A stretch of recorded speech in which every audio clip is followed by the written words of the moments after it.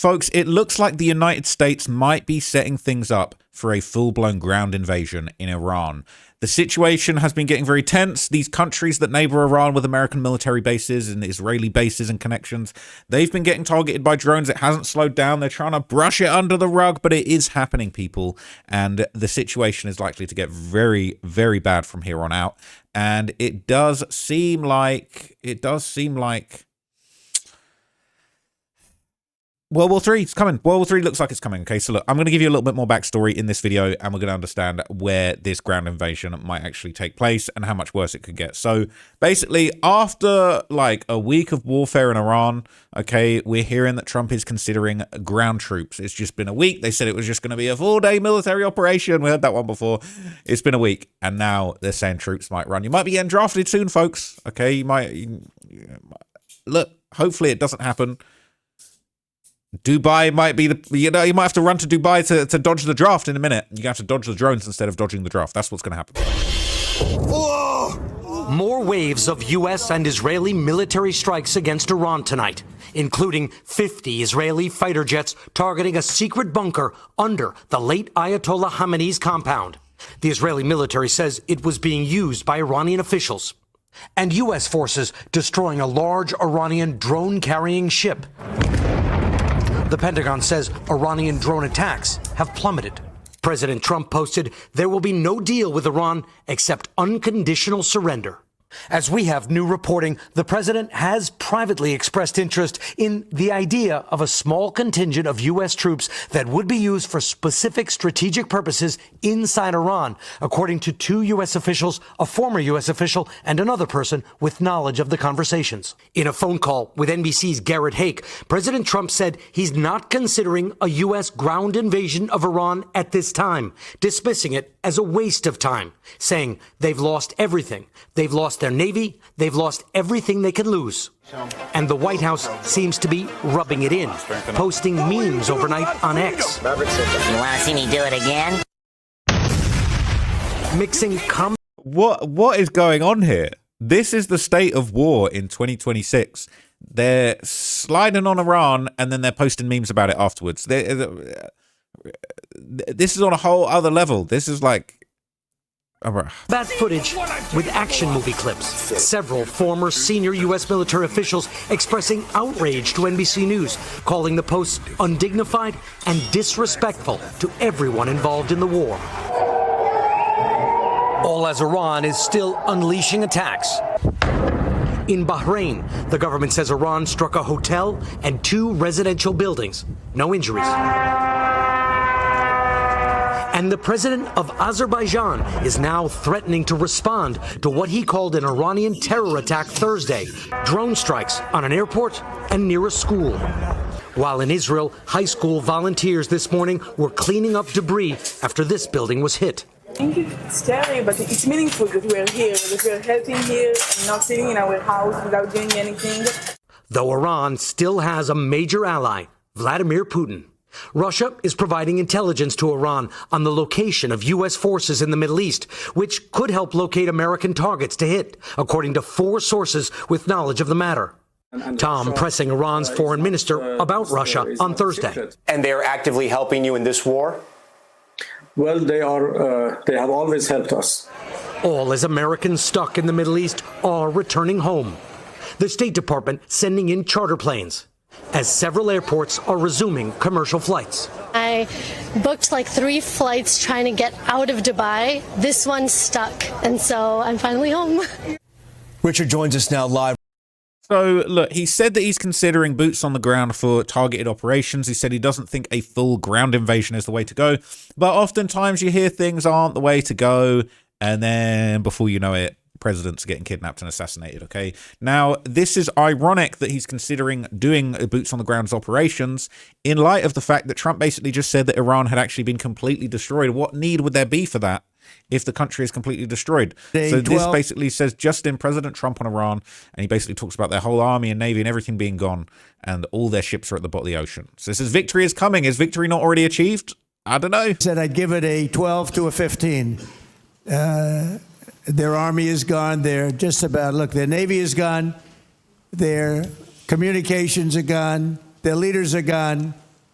2 sets of their leaders are gone. They're down to their 3rd set. Their air force is wiped out entirely. Think of it.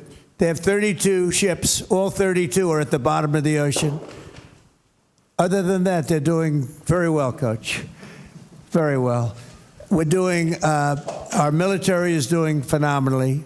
That's the big thing for this week. We seem to have a new thing every week, but the situation with a very bad and very sick group of leaders who were killing a lot of people. A lot of our people said, I'd give it. So he's rating his warmongering skills highly. He's thinking we're killing it, literally and figuratively. We're absolutely slaying over there. Three whole tranches of potential leaders have been put into spliffs. They've been killed. And a lot of people believe that this really is the route to World War III. The professor and YouTuber Predictive History would break down exactly how this conflict could rapidly escalate into a World War III scenario in this clip. From this map, this war, it is the end of the world. Okay? Both sides have the potential to destroy each other. It's really a question of how far do they want to go. All right? We can also say this is almost a game of chicken. Okay? We can blow each other up. How far do you want to go? And the problem is this. The problem is that the Iranians are Shia, which believes in martyrdom. And you've killed the religious leader, the Ayatollah Khamenei. So they're willing to go very, very far. The GCC countries are Muslim, but they're materialistic. They love money. And also, most of the population are expatriates, foreigners. 90% of Dubai are foreigners. Guess what's going to happen if they suffer? They're all going to run away. Okay? So this is not a fair matchup. The big question that people have is, first of all, are the Americans going to use ground troops? Because the only way that you can defeat Iran is by using ground troops, okay? That's a big question we will look at over the next few weeks. Will America send its army, 500,000, 2 million soldiers to topple the government? Okay, that's question number one. Question number two, nuclear weapons. If you're losing a war, would you choose to use nuclear weapons? Okay, that's another big question that we have, okay? Now, another big question that we have is who gets involved? Because this situation is so dire that Europe, okay, specifically Germany, France, and Britain are talking about entering this war. And guess what? If that happens, it is possible that Russia and China will also enter this war on the side of the Iranians. This is World War III. Okay? Because of the importance of the Strait of Hormuz, because of the importance of the Middle East, everyone has to get involved at some point. That's very, very scary, right? Now, according to reports, Russia might already be directly involved in the war because apparently they're actively providing intelligence to Iran on how to strike American bases. This is very bad. Has 3 sources telling us that Russia is providing intelligence to Iran on U.S. positions and movements. The average American might hear that and think that's a big and dangerous deal, is it? Well, we're tracking everything. Our commanders are aware of everything. We have the best intelligence in the world. We're aware of who's talking to who, why they're talking to them, how accurate that information might be, how we factor that into our battle plans, our CENTCOM commander. So we know what's going on, and the president has an incredible knack at knowing how to mitigate those risks. And so the American people can rest assured their commander-in-chief is well aware of who's talking to who, and anything that shouldn't be happening, whether it's in public or back-channeled, is being confronted and confronted strongly. The American people can therefore expect conversations with the Russians to stop this? Well, President Trump, as people have seen, has a unique relationship with a lot of world leaders where he can get things done that other presidents, certainly Joe Biden, never could have. And through direct conversations or indirect, through him one-to-one or through his cabinet, messages definitely can be delivered. Does this put U.S. personnel in any more danger than they otherwise would be? Well, the Russian involvement? No one's putting us in danger. we're putting the other guys in danger. That's our job. So we're not concerned about that. We mitigate it as we need to. Our commanders factor all of this, but the only ones that need to be worried right now are Iranians that think they're going to live. So he said, we are the danger. The only people that need to worry are the ones that think they're going to live. That's ominous. This guy's a gangster, man. Now, what's really scary about this is obviously its connection to Ukraine. Now, really, you know, America's provided a lot of help to Ukraine under Joe Biden. They kind of withdrew a lot of that help when Trump came in. Trump was playing hardball with Zelensky. He seemed to have a little bit of favor towards Putin that we weren't seeing from Joe Biden. And unfortunately, a lot of people want to bury their head in the sand about this, but Russia definitely didn't achieve their objectives in Ukraine as they planned. It was meant to be a 2-day military operation to take over the whole country. They didn't do it. They've been in this grinding war of attrition for 4 years, and America really drip feeds just enough arms for Ukraine to hold their own, because I think America actually does have a vested interest in wanting this war to go on. A lot of people making a lot of money from it. They don't want to completely decimate Russia because they're scared of their nuclear deterrent, but then they also don't want to let Russia have hold of all of Ukraine because it's a great bargaining chip. Now, what we might end up seeing here is if Trump actually genuinely gets pissed off with Putin giving locations of American assets in the Middle East to Iran to strike, as well as providing them maybe oil or other support for their drones. Obviously, a lot of drones have been sent to Ukraine. If Trump gets pissed off, he could give Ukraine the big guns and really screw Putin into the ground. But that would be a crazy escalation that would make this essentially World War III confirmed. Because if they arm Ukraine to the level where they can destroy Russia, maybe that will distract Russia from, you know, helping out with Iran, or maybe it will embolden them to help out with Iran to try and spread American resources too thin. All these missile defense systems that you're now needing in the Middle East, some of it was sent to Ukraine to begin with. Ukraine's got all of the techniques, all of the methods to get drones out of the sky. The Middle East, they're just working it out for the first time, and they're very dependent on these American Patriot missile systems or missile defense systems.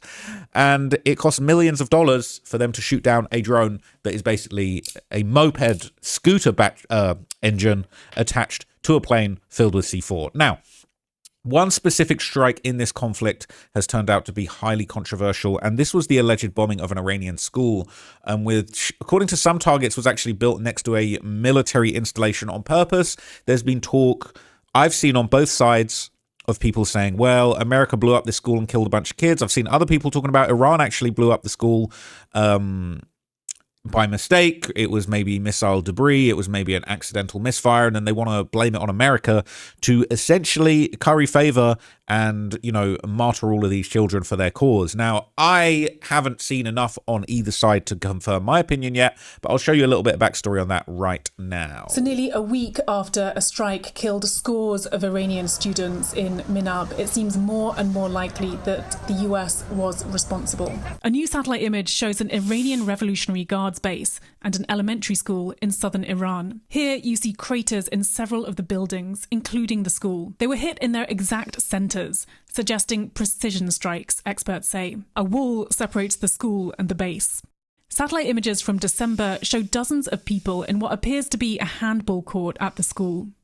Reuters now reports that US military investigators believe US forces were responsible, though they haven't yet reached a final conclusion. It paints a picture of multiple simultaneous or near simultaneous strikes. And it looks like these were delivered with explosive munitions, probably air delivered. I think the most likely scenario in this case is that it's a US or Israeli airstrike gone awry. It's probably a targeting failure somewhere in the targeting cycle, an intelligence failure. The Israeli military say they weren't operating in the area. To date, we've hit over 2,000 targets. American military officials say they carried out extensive strikes in this area. They've released this map, which shows strikes in southern Iran. The base and the school in Minab are located here.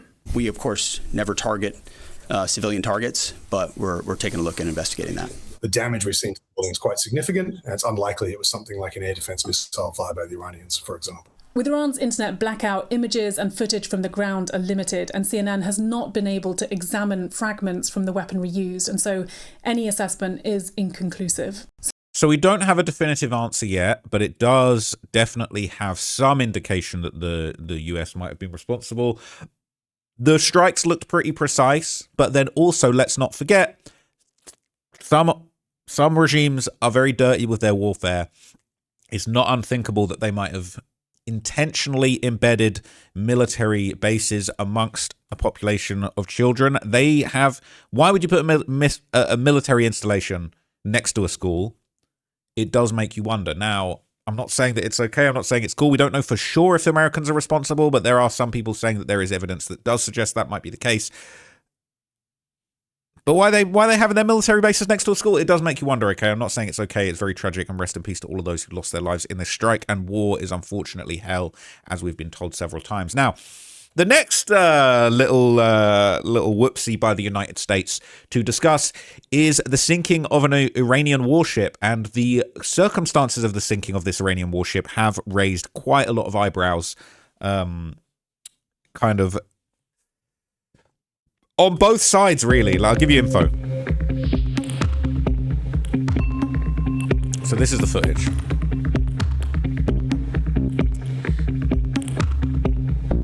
Busted that ship up big time.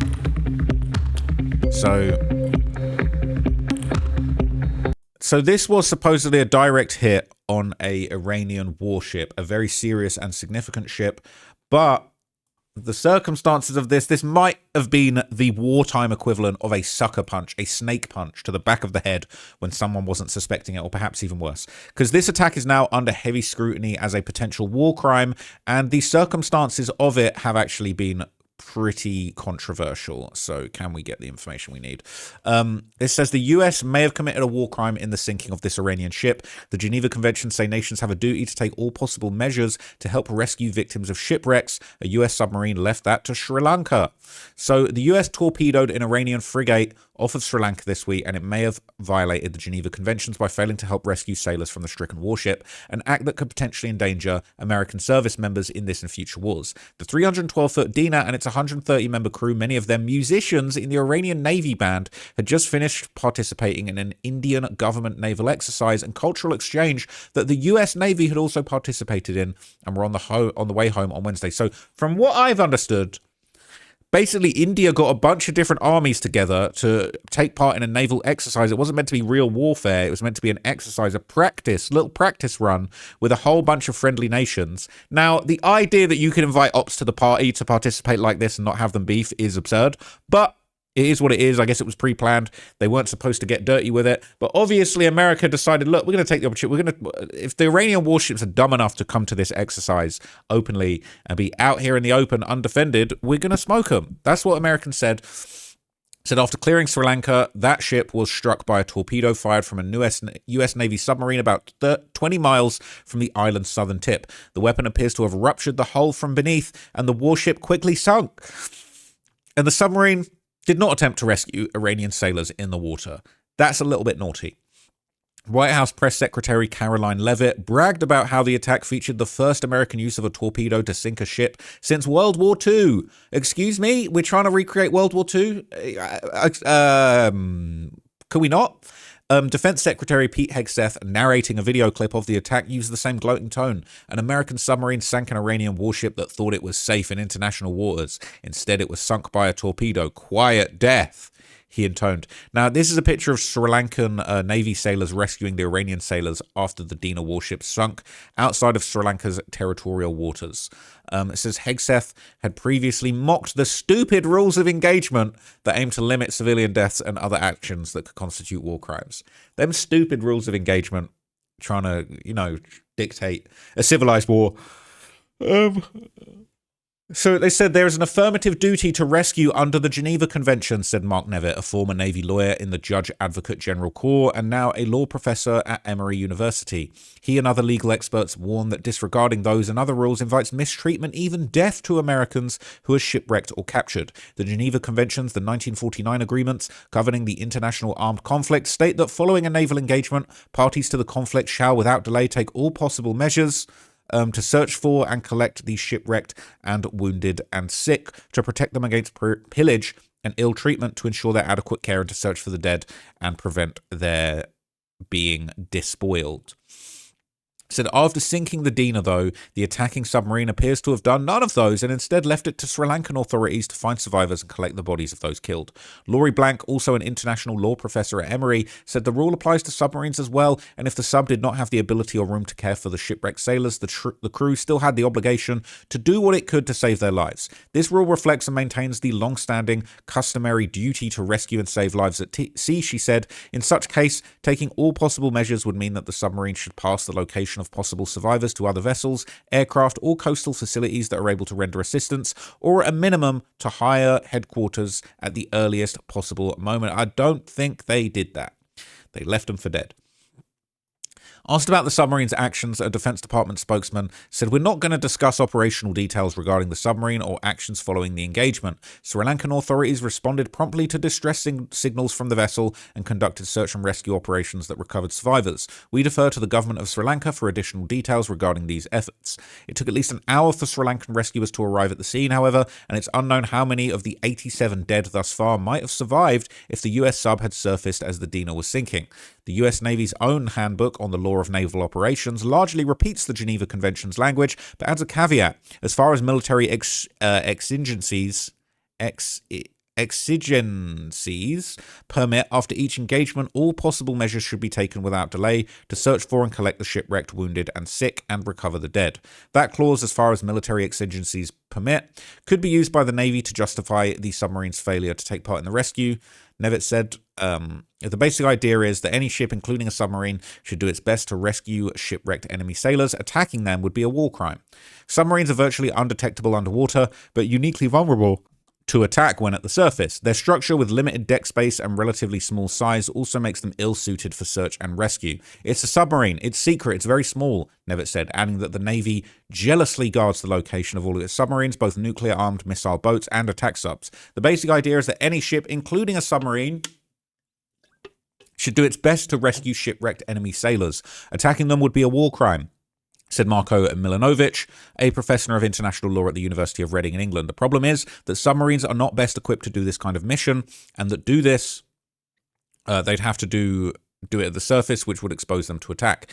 In the particular instance, however, it's unclear how surfacing to assist in a rescue would have endangered the submarine, given the sinking took place 1,600 nautical miles from the Persian Gulf, where virtually all of naval combat is taking place. There are still some questions remaining, Nevitt said. In any event, whether the submarine's crew's failure to aid in the rescue technically violates the Geneva Conventions is an academic question. The US is not party to the International Criminal Court, and the Trump administration in particular has openly denigrated the very concept of international law, shown most recently by the extrajudicial killings of more than 150 suspected drug smugglers in the Southern Caribbean and Eastern Pacific. More important, Nevitt and others said, by ignoring the spirit, if not the letter of the Geneva Conventions, the US is endangering the lives of its service members in this and subsequent conflicts. There is a fundamental problem with the way this Pentagon operates, said Brian Finucane, who spent a decade in the State Department's legal office. This Secretary of Defense has a long track record of denegating the law of war. Indeed, Iranian Foreign Minister Sayed Abbas Araghchi alluded to that in a Thursday social media post after the sinking. The US has perpetrated an atrocity at sea. 2,000 miles away from Iran's shores, frigate Dina, a guest of India's Navy carrying almost 130 sailors, was struck in international waters without warning. Mark my words, the US will come to bitterly regret the precedent it set, he wrote. Joint Chiefs of Staff Chair Dan Kane said Wednesday that the attack showcased American military prowess. This is an incredible demonstration of America's global reach. He said to hunt, find, and kill an out-of-area deployer is something that only the United States can do at this kind of scale. In reality, though, finding and sinking the Dina was likely not difficult, given that she was openly docked in a South Indian port just days earlier at the multi-nation naval exercise where the US Navy personnel had also been and participated in anti-submarine warfare drills. Our partnership is grounded by our shared values and strategic interests. When we operate and exercise together in the Indian Ocean, like here at Milan, we strengthen our capabilities, which leads to stronger, credible deterrence, which maintains peace and security in the region. Steve Kohler, commander of the Navy's Pacific Fleet, said in a press release before the attack. So it was a sucker punch, really. Okay, it was a bit of a sucker punch. Now, the next piece of information that is interesting is my country, the UK, all right, jolly old England that I call home, all right. A UK base was targeted in Cyprus by a drone, and it was surprisingly revealed that the drone was not launched from Iran. So it was a Shahed-type drone targeting an RAF, the Royal Air Force of the UK's base in Cyprus, and it was not launched from Iran. World War III, anyone? I think it could be the case. So the UK Ministry of Defence confirmed that a Shahed-type drone targeted the Royal Air Force Base at Akrotiri in Cyprus was not launched from Iran, clarifying speculation about the origin of the attack. According to British officials, the drone approached the base shortly after midnight on March the 2nd and managed to evade the facility's advanced radar systems. Fighter jets, including Typhoon aircraft and several F-35 fighters, were deployed to intercept the drone, and reports indicated that this incident caused limited damage to an aircraft hangar near the runway, the wire reports. In a statement posted on social media late on March the 4th, the Ministry of Defence said the British aircraft were continuing defensive air operations across the Middle East to protect UK interest and allies. The Ministry of Defence confirmed that a Shahed-like drone which targeted RAF Akrotiri at midnight on the 2nd of March was not launched from Iran, the statement said. The clarification comes amid heightened regional tensions following US and Israeli strikes on Iran on February the 28th, a conflict that reportedly left more than 1,000 people dead in Iran. British authorities said they resupplied air defence systems to UK and allied bases across the region, including missiles manufactured in the UK. The Royal Navy is also expected to deploy Wildcat helicopters equipped with Marlet missiles designed to counter aerial threats to Cyprus in the coming days. While London ruled out Iran as the launch point, the statement has fueled speculation that the drone could have originated from elsewhere in the region, including Lebanon, where Israel has been conducting military operations. The incident marks the first time since Turkey's 1974 invasion of Cyprus that a third country has carried out an attack of this nature on Cypriot territory. British officials also rejected suggestions that the strike was linked to Prime Minister Keir Starmer's decision to allow the US to use British bases for operations against Iran, saying the drone was launched before the announcement was made. So we don't know exactly where the launch point was, saying it could have been Lebanon. Maybe that's get back for what Israel are doing there. It is getting very complicated, but things are scary. Even Cyprus isn't safe. And it's funny because I'm seeing a lot of influencers saying, oh, we moved to Cyprus instead of Dubai. What a great decision. Maybe not. Okay. Now, influencers are continuing to face backlash. This one went viral after complaining about being stranded. All right, it says airline influencer non-stop dances. He's stranded in Singapore amid global flight delays due to Iran conflict because only economy seats are left. Stranded. If I can't have my comforts, what will I possibly do? They're saying, did someone open up a GoFundMe already? People are facing hell on earth trying to live day by day, and he's crying he can't fly business class home. This is Sam Chewy and Josh Cahill. Levels of cringe. Now, the last thing I want to leave you with that I just saw, okay, Iran's president has apparently apologized to the Gulf states like Dubai that have been attacked by Iran, but they're still going to run it up. And that is Iran's president today, addressing his neighboring countries directly, apologizing for attacking them and ordering Iranian forces to stop. He also posted on X today, saying Iran is not attacking friends, but rather U.S. military facilities in the region. Yalla, straight to the airport. And there are reports of strikes near the Dubai International Airport, one of the world's busiest travel hubs. So look, all right, they're saying we're sorry, all right, we didn't mean to, we didn't want to fuck your shit up that much, but the war will continue. It is definitely not slowing up anytime soon, all right? I think Iran probably are panicking, but they're on this martyrdom thing, okay? They're fighting a holy war now. They're fighting for the martyr, their leader that was killed. They're willing to go out the same way. Now, the West are definitely willing to fuck shit up, but we don't have that same ideological fight to the death mentality that a lot of these Iranians that are fighting this war actually are going to have. That's probably the most scary part for me.